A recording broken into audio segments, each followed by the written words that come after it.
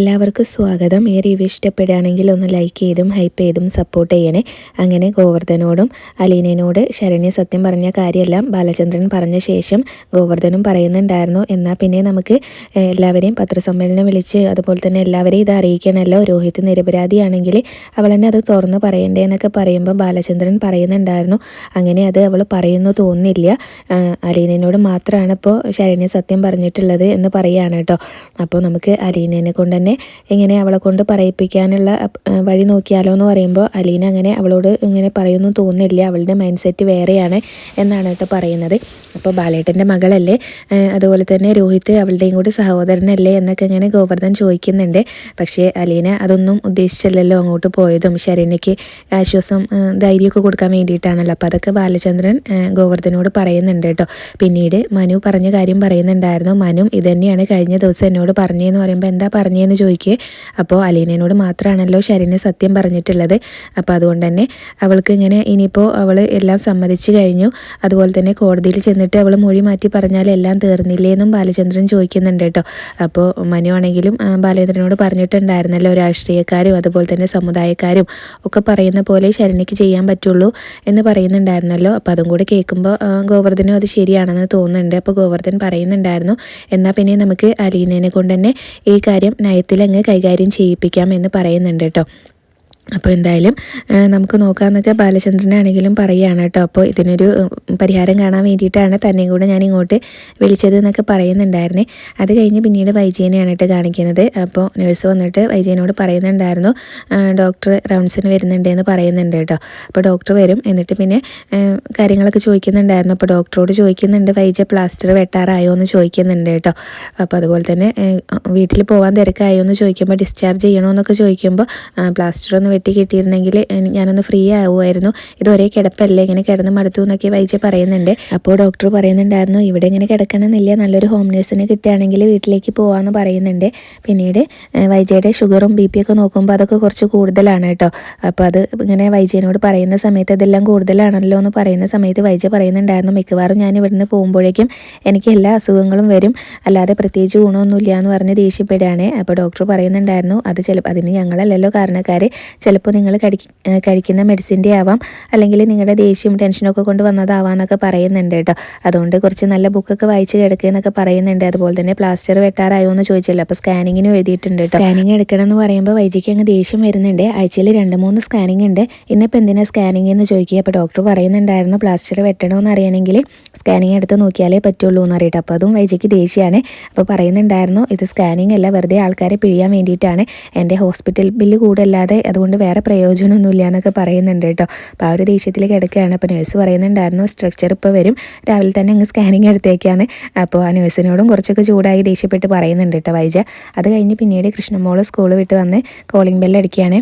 അപ്പോൾ അലീന ജനലിലൂടെ നോക്കിയിട്ട് കൃഷ്ണമോളാണെന്ന് കാണുമ്പോൾ ഭയങ്കര സന്തോഷമാവുന്നുണ്ട് കേട്ടോ. ഡോറ് തുറക്കുമ്പോൾ തന്നെ ചോദിക്കുന്നുണ്ട്, ഇന്ന് സ്കൂളിൽ പോയിട്ട് എങ്ങനെയുണ്ടായിരുന്നു എന്ന് ചോദിക്കുന്നുണ്ട്. അപ്പോൾ കൃഷ്ണമോൾ പറയും, ഞാൻ വിചാരിച്ച പോലെ കുഴപ്പമൊന്നും ഉണ്ടായില്ല, ടീച്ചേഴ്സൊക്കെ എന്നെ വഴക്ക് പറഞ്ഞു, ഞാൻ ഇത്രയും ദിവസം ക്ലാസ്സിൽ ചെല്ലാത്തതുകൊണ്ട് കുറേ ക്ലാസ് മിസ്സായില്ലേ എന്നൊക്കെ പറഞ്ഞു എന്ന് പറയുമ്പോൾ അലീന പറയുന്നുണ്ട്, അങ്ങനെയാണ് നല്ല ടീച്ചേഴ്സ് നമ്മൾ പിന്നിലാവുമെന്ന് വിചാരിച്ചിട്ടല്ലേ എന്ന് പറയും. അപ്പോൾ മോളുടെ ക്ലാസ്മേറ്റ്സും അതുപോലെ തന്നെ ഫ്രണ്ട്സൊക്കെ എന്താ പറഞ്ഞതെന്ന് ചോദിക്കുമ്പോൾ ഫ്രണ്ട്സൊക്കെ എന്നോട് ചോദിച്ചു. അപ്പോൾ ഞാൻ അവരോട് പറഞ്ഞു, നിങ്ങൾ കുറച്ച് ദിവസം കൂടെ ഒന്ന് വെയിറ്റ് ചെയ്യേ, അപ്പോൾ നിങ്ങൾക്ക് തന്നെ സത്യം മനസ്സിലാവും, അതുവരെ ഒന്നും ചോദിക്കേണ്ടെന്ന് പറഞ്ഞു. പിന്നെ എൻ്റെ സീനിയേഴ്സ് ഇങ്ങനെ എന്നോട് ഇങ്ങനെ ഓരോ കമൻറ്റൊക്കെ പറഞ്ഞു, പക്ഷേ ഞാനതൊന്നും മൈൻഡ് ചെയ്തില്ല എന്ന് പറയുമ്പോൾ അലീന പറയുന്നുണ്ടായിരുന്നു, അത് ഇന്നൊരു ദിവസത്തേക്കേ കാണുള്ളൂ, അപ്പോൾ ഇതുപോലെ അങ്ങ് പോയാൽ മതി എന്നൊക്കെ പറയുന്നുണ്ട്. അത് കഴിഞ്ഞ് പിന്നീട് കോഫിയൊക്കെ ഉണ്ടാക്കി വെച്ചിട്ടുണ്ട് എന്ന് പറഞ്ഞിട്ട് കൃഷ്ണമോളെ വിളിച്ചുകൊണ്ട് അവിടെ നിന്ന് പോകട്ടോ. പിന്നീട് ഗോവർദ്ധനും വക്കീലും കൂടെ അങ്ങോട്ടേക്ക് വരുന്നുണ്ട്. അപ്പോൾ അലീന ബാലേന്ദ്രനോട് വന്നിട്ട് പറയുന്നുണ്ടായിരുന്നു, ഗോവർദ്ധനങ്ങളും കൂടെ ഒരു അഡ്വക്കേറ്റും ഉണ്ട്, അപ്പോൾ അവരിങ്ങോട്ട് വരണോ അതോ അച്ഛൻ താഴേക്ക് വരുമോ എന്നിങ്ങനെ ചോദിക്കുമ്പോൾ, ഇങ്ങോട്ട് വരാൻ പറ മോളേന്ന് പറയും. അല്ല, ഗോവർദ്ധനങ്ങൾ ചോദിച്ചു, അതുകൊണ്ടാണ് ഞാനിവിടെ വന്ന് ചോദിച്ചതെന്ന് പറയട്ടോ. അപ്പോൾ ഇങ്ങോട്ടേക്ക് വരാൻ പറയുമെന്ന് പറഞ്ഞിട്ട് അലീന എന്തായാലും അവിടെ നിന്ന് അങ്ങ് പോകട്ടോ. പിന്നീട് ബാലേന്ദ്രൻ ഡ്രസ്സൊക്കെ മാറുന്നുണ്ടായിരുന്നു, ഷർട്ടൊക്കെ മാറുന്നുണ്ടായിരുന്നു. അപ്പോഴേക്കും ഗോവർദ്ധനും അഡ്വക്കേറ്റും അങ്ങോട്ടേക്ക് വന്നിട്ടുണ്ട് കേട്ടോ. അപ്പോൾ ബാലേട്ടാന്ന് വിളിക്കുമ്പോൾ ഇങ്ങോട്ട് ഇരിക്കാമെന്ന് പറഞ്ഞിട്ട് അഡ്വക്കേറ്റിനോട് അവിടെ ചെയറിലിരിക്കാൻ പറയും. ഗോവർദ്ധനാണെങ്കിൽ അവിടെ ബെഡിലിരിക്കും കേട്ടോ. പിന്നീട് ബാലേന്ദ്രൻ ചോദിക്കുന്നുണ്ടായിരുന്നു ഗോവർദ്ധൻ പറഞ്ഞില്ലേ കാര്യങ്ങളൊക്കെയാണ്. അപ്പോൾ എല്ലാം എന്നോട് പറഞ്ഞു എന്ന് പറയൂ കേട്ടോ. അപ്പോൾ നമ്മളല്ലെങ്കിലും ജാമ്യത്തിന് വേണ്ടിയിട്ട് ശ്രമിക്കുന്നുണ്ടായിരുന്നല്ലോ, അപ്പോൾ ഈ ഒരു കാര്യം കൂടെ അറിഞ്ഞതോടുകൂടി നമുക്ക് എന്തായാലും ജാമ്യം കിട്ടുമെന്ന് ഉറപ്പാണെന്നൊക്കെ പറയുന്നുണ്ട്. അപ്പോൾ ബാലചന്ദ്രനാണെങ്കിലും പറയുകയാണ് അലീനയോട് മാത്രമാണ് ഇപ്പോൾ ശരണ്യ സത്യം പറഞ്ഞിട്ടുള്ളത്. അവൾ കോടതിയിൽ മൊഴി മാറ്റി പറഞ്ഞാൽ മാത്രമല്ലേ നമുക്ക് ജാമ്യം കിട്ടുള്ളൂ എന്ന് പറയുകയാണ് കേട്ടോ. അപ്പോഴേക്കും അലീന ചായയുമായിട്ട് അങ്ങോട്ടേക്ക് വരുന്നുണ്ടായിരുന്നേ. പച്ച ചായ എന്ന് പറയും. അപ്പോൾ അലീനയോട് കയറി വരാൻ പറയൂ കേട്ടോ. എന്നിട്ട് ചായ എല്ലാവർക്കും കൊടുക്കുമ്പോൾ അഡ്വക്കേറ്റിനോട് പറയുന്നുണ്ടായിരുന്നു ഷുഗർ ഞാൻ കുറച്ച് ഇട്ടിട്ടുള്ളൂ, ഷുഗർ ലെവൽ അറിയാത്തതുകൊണ്ടാണ് സോറി എന്നൊക്കെ പറഞ്ഞിട്ട് ചായയൊക്കെ കൊടുക്കുക. അപ്പോൾ അയാൾ പറയുന്നുണ്ട് കുറവ് മതി എന്ന് പറയുന്നുണ്ട്.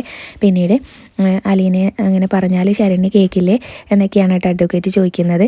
അപ്പോൾ ബാലേന്ദ്രൻ പറയുന്നുണ്ടായിരുന്നു ദാ നിൽക്കുന്നു അങ്ങോട്ടേക്ക് ചോദിച്ചു നോക്കുക എന്ന് പറയേ. അപ്പോൾ അലീന ശരണ്യനോട് അങ്ങനത്തെ കാര്യങ്ങളൊന്നും സംസാരിക്കില്ല എന്ന് ഒക്കെ നേരത്തെ ബാലേന്ദ്രൻ പറഞ്ഞിട്ടുണ്ടായിരുന്നു കേട്ടോ. അലീന ഒന്നിനും വേണ്ടിയിട്ടല്ലല്ലോ അങ്ങോട്ട് പോയിട്ടുള്ളത്, ഒന്നും പ്രതീക്ഷിച്ചുമല്ല.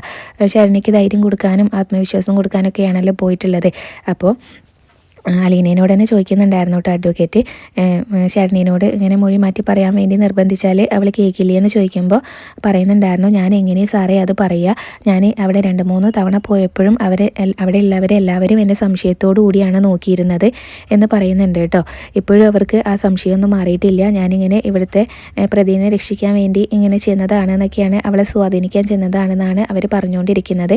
അപ്പോൾ ഞാൻ ശരണ്യനോട് ഈ കാര്യം സംസാരിച്ചിട്ടുണ്ടെങ്കിൽ അവളും അത് തന്നെയല്ലേ വിചാരിക്കുള്ളൂ, ഞാനിതിന് വേണ്ടിയിട്ടാണ് അവളോട് സ്നേഹം കാണിച്ചതെന്ന് അല്ലേ അവൾ വിചാരിക്കുള്ളൂ. അപ്പോൾ എന്ത് ബോറൻ പരിപാടിയാണ് എന്നൊക്കെയായിട്ട് പറയുന്നത്. അപ്പോൾ എന്തായാലും പിന്നീട് അഡ്വക്കേറ്റിനും കാര്യം മനസ്സിലായി. അതുകൊണ്ട് തന്നെ ബാലേന്ദ്രൻ പറയുന്നുണ്ടായിരുന്നു നീ പോയിക്കോ, ഞങ്ങൾ എന്താണെന്ന് വെച്ചാൽ ആലോചിക്കട്ടെ എന്ന് പറയും. അപ്പോൾ അലീന പോകുന്ന സമയത്ത് അഡ്വക്കേറ്റും പറയുന്നുണ്ട് അലീന പറഞ്ഞത് ശരിയാണ്, അപ്പോൾ അങ്ങനെ ഒരു ഇത് അതിൻ്റെ ഉള്ളിലുണ്ട് എന്ന് പറയുന്നുണ്ട് കേട്ടോ. ഇനിയിപ്പോൾ അലീന അവളോട് സംസാരിച്ചിട്ടുണ്ടെങ്കിൽ എല്ലാം വഴിയും അടഞ്ഞു പോവും. അവൾ സത്യം പറഞ്ഞില്ലെങ്കിലോ, അലീന പറഞ്ഞാൽ എന്തായാലും അത് വീട്ടുകാരോട് പറയുമല്ലോ. അപ്പോൾ അതൊക്കെ അലീന പറയുന്നുണ്ടായിരുന്നേ. പിന്നീട് താഴേക്ക് എത്തുമ്പോൾ മനു വിളിക്കുന്നുണ്ട് കേട്ടോ. മനു വിളിച്ചിട്ട് ചോദിക്കുന്നുണ്ട് ബാലേന്ദ്രനെങ്കിൽ എന്തെങ്കിലും പറഞ്ഞോ രോഹിത്തിൻ്റെ കാര്യത്തിൽ എന്നപ്പോൾ ഒന്നും ഒരു തീരുമാനമായിട്ടില്ല എന്ന് പറയും. അപ്പോൾ ഞാൻ എന്തായാലും നാളെ ശരണ്യനെ കാണാൻ പോകാമെന്ന് വിചാരിക്കുന്നുണ്ട് എന്ന് പറയുമ്പോൾ മനു പറയും ഞാനും കൂടെ വരട്ടെ എന്ന്. മനുവേട്ടൻ വരാനോ, ഞാൻ അവിടെ ചെല്ലുമ്പോഴേ അവർ സംശയത്തോടു കൂടിയാണ്. അപ്പോൾ ഹരിയുടെ അങ്ങനെ ചേട്ടനാണ് എന്ന് അറിഞ്ഞിട്ടുണ്ടെങ്കിൽ പിന്നെ അവർ നമ്മളെ രണ്ടുപേരെയും സംശയിക്കില്ലേ, നമ്മൾ 2 പ്രതികളുടെ വീട്ടിൽ നിന്ന് ചെല്ലുന്ന ഏജൻറ്റുമാരാണെന്നല്ലേ വിചാരിക്കുള്ളൂ, അതുകൊണ്ട് വേണ്ടാന്ന് പറയൂ കേട്ടോ. അപ്പോൾ പിന്നെ എനിക്ക് ആ കോളനിയിലേക്ക് പോകാൻ പറ്റില്ല എന്നൊക്കെ പറയുന്നുണ്ട്. അലീന ഇപ്പോഴും ഒരു സംശയത്തോടു കൂടിയാണല്ലോ ഓരോന്ന് നോക്കുന്നതും കാണുന്നതൊക്കെ. അപ്പോൾ അതുകൊണ്ട് മനു പറയുന്നുണ്ട് എന്നാൽ ഞാൻ വരുന്നില്ല, ഞാൻ എൻ്റെ ആഗ്രഹം പറഞ്ഞു എന്നേ ഉള്ളൂ, പോകുന്ന സമയത്തും അതുപോലെ തന്നെ വരുന്ന സമയത്തും എന്നെ ഒന്ന് വിളിച്ചറിയിക്കണേ എന്ന് പറയേ. അപ്പോൾ അതുപോലെ തന്നെ പറയുന്നുണ്ടായിരുന്നു അലീന അത് ഞാൻ ഏറ്റു എന്ന് പറയൂട്ടോ. എന്നിട്ട് പിന്നെ കോളൊക്കെ കട്ട് ചെയ്യും. മനും പറയുന്നുണ്ടായിരുന്നു കേട്ടോ അലീനയോട് രോഹിത്തിൻ്റെ കാര്യം ഒന്നും കൂടെ അവളോട് സൂചിപ്പിക്കണേന്ന് പറയുന്നുണ്ട്. പക്ഷേ ഞാനത് പറഞ്ഞിട്ടുണ്ടെങ്കിൽ അവളെങ്ങനെ എടുക്കുമെന്ന് അറിയില്ലല്ലോ, അവൾക്ക് സ്വയം ഇങ്ങനെ തെറ്റാണെന്ന് തോന്നി അത് തിരുത്തണം എന്നൊക്കെയാണ് കേട്ടോ അലീനയും പറയുന്നത്. പിന്നീട് ബാലചന്ദ്രനും ഈ കാര്യം പറയാൻ വേണ്ടിയിട്ട് തന്നെ അലീനേനെ വിളിച്ചിട്ടുണ്ട് കേട്ടോ. അപ്പോൾ നീ ഒന്ന് അവളോട് സംസാരിച്ച് നോക്ക് എന്നൊക്കെ പറഞ്ഞ് വീണ്ടും ഒന്നും കൂടെ അലീനയോട് പറയുന്നുണ്ടായിരുന്നു. അപ്പോൾ അലീന പറയുന്നുണ്ടായിരുന്നു എന്താ വെച്ചാൽ അത് ഞാനൊന്നും പ്രതീക്ഷിച്ചുകൊണ്ടല്ലല്ലോ അവളുടെ അടുത്തേക്ക് പോയതും, അവൾക്ക് ഇങ്ങനെ ധൈര്യം അതുപോലെ തന്നെ ആത്മവിശ്വാസമൊക്കെ കൊടുക്കാൻ വേണ്ടിയിട്ടാണ് ഞാൻ അങ്ങോട്ടേക്ക് പോയിട്ടുണ്ടായിരുന്നത്. അപ്പോൾ ഞാൻ ഈ കാര്യം അവളോട് പറഞ്ഞിട്ടുണ്ടെങ്കിൽ അവളും എന്നെ തെറ്റിദ്ധരിക്കില്ലേ, ഞാനിങ്ങനെ ഇതിന് വേണ്ടിയിട്ടാണ് അവളോട് സ്നേഹവും അടുപ്പൊക്കെ കാണിച്ചതെന്ന് അവളും തെറ്റിദ്ധരിക്കില്ലേ എന്ന് പറയുന്നുണ്ട്. പിന്നെ ഞാൻ എന്തെങ്കിലും പറഞ്ഞിട്ടുണ്ടെങ്കിൽ അവളത് വീട്ടുകാരോട് പറയാതിരിക്കില്ല എന്ന് പറയുകയാണ് കേട്ടോ. അവൾക്ക് ഇങ്ങനെ രാഷ്ട്രീയ പ്രവർത്തകരും അതുപോലെ തന്നെ സമുദായക്കാരും സംഘടനകളൊക്കെ പറയുന്നത് കേൾക്കാനല്ലേ പറ്റുള്ളൂ എന്ന് പറയുമ്പോൾ എന്ന് വെച്ച് ഒരു നിരപരാധിയെ ഇങ്ങനെ ശിക്ഷിക്കണം, നിൻ്റെ ഇങ്ങനെ സഹോദരനല്ലേ, നിൻ്റെ കൂടപ്പിറപ്പല്ലേ എന്നൊക്കെ പറയുമ്പോൾ അലീന പറയുന്നുണ്ട് അതൊക്കെ എനിക്കറിയാം, പക്ഷെ ഞാൻ അവളോട് പറഞ്ഞു നോക്കാം, നിന്നെപ്പോലെ തന്നെയാണ് അവനൊരു തെറ്റ് ചെയ്തിട്ടില്ല, അപ്പോൾ അത് നിനക്ക് ഓർമ്മ വേണമെന്നൊക്കെ ഞാൻ അവളോട് പറഞ്ഞു നോക്കാമെന്ന് പറയുന്നുണ്ട് കേട്ടോ. അലീന അത്രയും ഞാൻ പറയാമെന്ന് പറയുന്നുണ്ട്. അപ്പോൾ ബാലേന്ദ്രൻ പറയുന്നുണ്ട് നീ അവളെ മൊഴി മാറ്റി പറയാൻ നിർബന്ധിക്കണമെന്ന്. അപ്പോൾ അതിൽ കൂടുതലൊന്നും പറ്റില്ല, അത്രയും ഞാൻ പറഞ്ഞു നോക്കാമെന്ന് പറയേ. അപ്പോൾ എന്തായാലും ഞാൻ നാളെ അവളെ കാണാൻ പോകുന്നുണ്ട് എന്ന് പറയുമ്പോൾ നാളെ തന്നെ പോയിക്കോ, എന്നിട്ട് വേണം തീരുമാനം അറിഞ്ഞിട്ട് വേണം ബാക്കി കാര്യം എന്താണെന്ന് ഇങ്ങനെ ആലോചിക്കാനെന്നൊക്കെ ബാലേന്ദ്രൻ പറയാനായിട്ടോ. അത് കഴിഞ്ഞ് അലീന അവിടെ നിന്ന് അങ്ങ് പോവേ. അപ്പോൾ ഇത്രയും കാണിച്ചുകൊണ്ടാണ് ഇന്നത്തെ എപ്പിസോഡ് അവസാനിച്ചിട്ടുണ്ടായിരുന്നത്. പിന്നീട് പ്രമോ കാണിക്കുന്നുണ്ട്. എന്തായാലും രോഹിത്തിന് ജാമ്യം കിട്ടുന്നുണ്ട് കേട്ടോ. അപ്പോൾ ആ DYSP അന്ന് ശരണ്യനെ കാണാൻ ചെന്നിട്ടുണ്ടായിരുന്ന ആ സ്ത്രീനോടൊക്കെ ചോദിക്കുന്നുണ്ടായിരുന്നു ഒരു തെറ്റും ചെയ്യാത്ത ചെറുപ്പക്കാരനെ നിങ്ങൾക്ക് കുരിശിലേറ്റണമെങ്കിൽ കയറ്റിക്കോ എന്നൊക്കെ പറയുന്നുണ്ട്. എന്തായാലും രോഹിത്തിന് ജാമ്യം കിട്ടുന്നുണ്ട് കേട്ടോ. അപ്പോൾ ആ കാര്യം വൈജയന്തിനെ വിളിച്ചറിയിക്കുന്നുണ്ട്. കമലയാണ് പറയുന്നതെന്ന് തോന്നുന്നുണ്ട്, വൈജയൻ നീ തിരിച്ചു വരണം എന്നൊക്കെ പറയുന്നുണ്ട്. പിന്നീട് രോഹിത് വീട്ടിലേക്ക് എത്തുമ്പോൾ ബബിതയൊക്കെ കാണാൻ ചെല്ലുമ്പോൾ രോഹിത്തിന് ഇഷ്ടപ്പെടുന്നില്ല കേട്ടോ. രോഹിതാണെങ്കിലും ദേഷ്യപ്പെടുന്നുണ്ട്. അതുപോലെ തന്നെ അലീന ഭക്ഷണം കൊണ്ട് കൊടുക്കുമ്പോൾ അത് തട്ടിത്തെറിപ്പിക്കുന്നുണ്ട് രോഹിത്. രോഹിത് തലയടിച്ച് പൊട്ടിക്കുകയൊക്കെ ചെയ്യുന്നുണ്ട് കേട്ടോ വീട്ടിൽ വന്ന ശേഷം. പിന്നീട് അതുപോലെ തന്നെ അലീന പറയുന്നുണ്ടായിരുന്നു കൃഷ്ണമോളോട്, മാഡം വാടക വീട് എടുത്ത് ഇങ്ങനെ മാറുകയാണെങ്കിൽ അധിക ദിവസം അലീന ആ വീട്ടിലുണ്ടാവില്ല എന്നും പറയുന്നുണ്ട്. അപ്പോൾ ഇത്രയൊക്കെയാണ് പ്രമോല് കാണിച്ചത്. റിവ്യൂ ഇഷ്ടപ്പെട്ടെങ്കിൽ ചാനൽ ഒന്ന് സബ്സ്ക്രൈബ് ചെയ്ത് സപ്പോർട്ട് ചെയ്യണേ. താങ്ക്